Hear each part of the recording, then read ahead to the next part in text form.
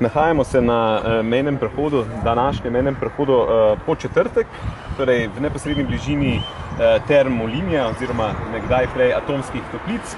Na stari fotografiji se lepo vidi mejni prehod v času druge svetovne vojne med Nemčijo in NDH oziroma nezavisno državo Hrvaško na drugi strani. To je v bistvu lokacija domačinom bolj znana tudi pod Harine Zlake z isto tako markantnim kamnolomom v ozadju. Tule na fotografiji je zanimiva zgodba. Ta nemški vojak je po vsej verjetnosti bil ali Hans ali Johann.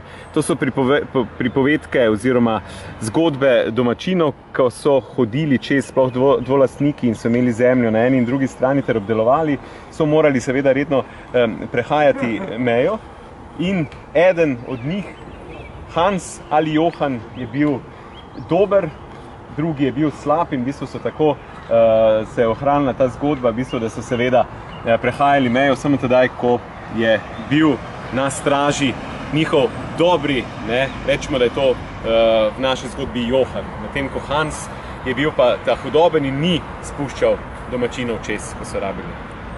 Razen, če so ga podkupili. Ja, ni se pustil podkupiti.